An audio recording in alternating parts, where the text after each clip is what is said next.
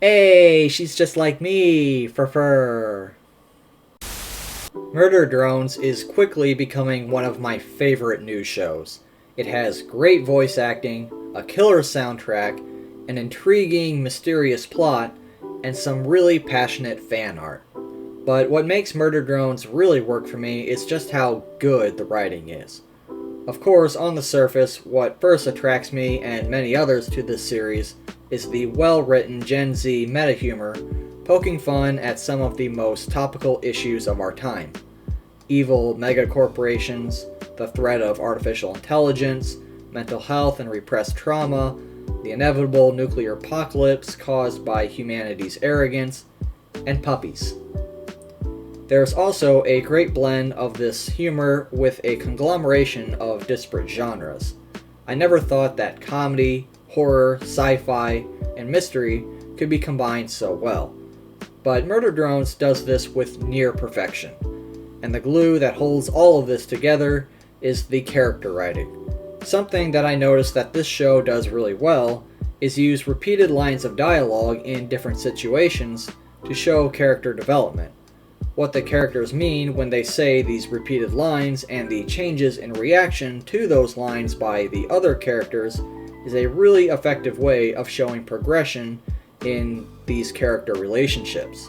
So what I'm going to do is go over a few examples from episodes 1 through 6 to illustrate my point. And if you haven't seen Murder Drones already, now would be a really great time to do so because I'm about to talk heavy spoilers. This show is on YouTube, which is highly convenient for you because, well, you're already on YouTube anyway, so just pause this video, open a new tab, and go watch Murder Drones right now, and then come back here. Trust me, it's really good, and it's free. Free?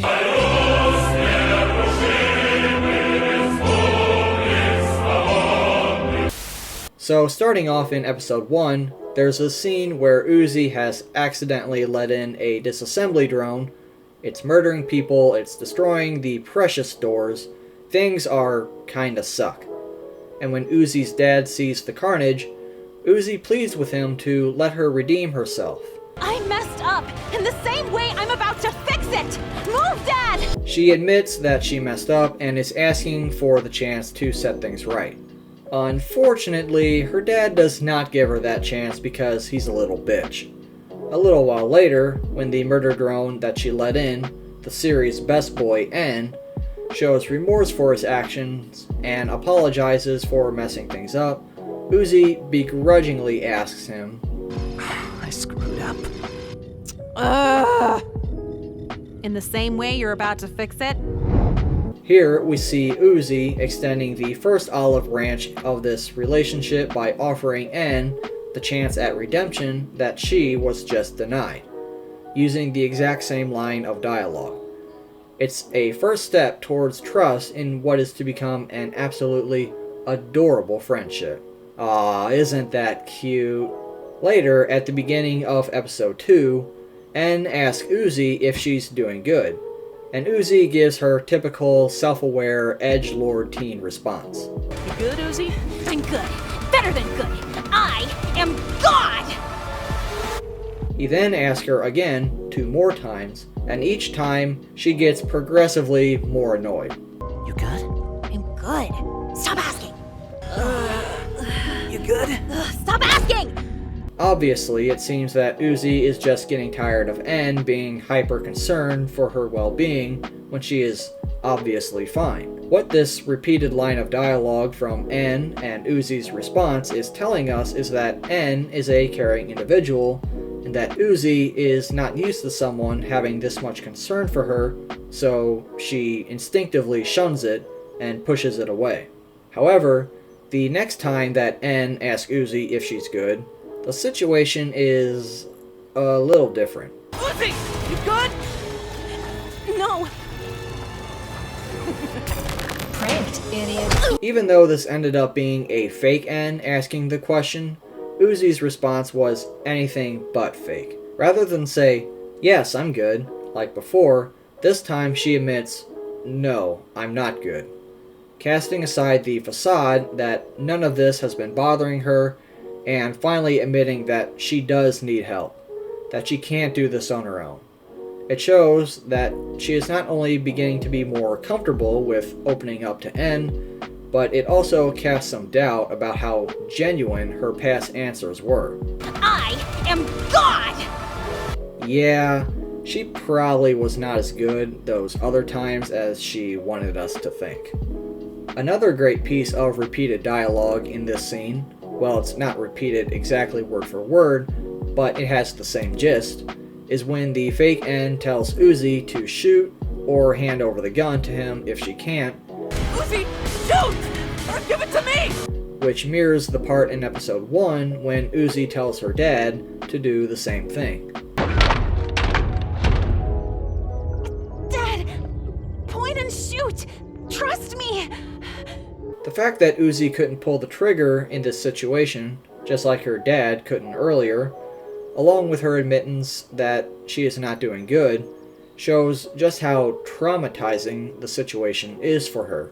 Which, yeah, context clues such as the freaking eldritch robot should tell us that already, but the dialogue in these scenes just adds that extra layer of depth, which makes the character writing in this series so amazing. To circle back to the "you good" line, fast forwarding to episode 6, a lot has happened.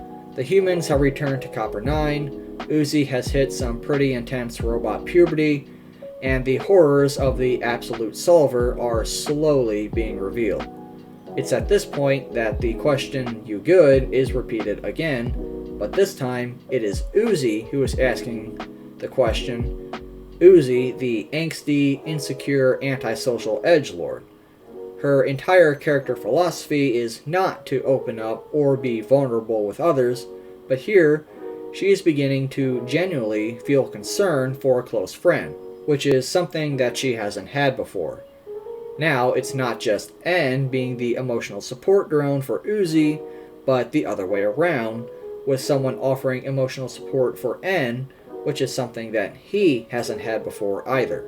This shows how the pair have not just grown to like each other, but actually care for each other in a real and personal way. They're not just being thrust into a relationship because the showrunners decided that the protagonist needed a love interest. They're actually growing closer together in a way that fits their respective character arcs. And N's response to the very question that he used to ask is one of concealment, which is usually what Uzi used to do. Again, it shows how much they care for each other.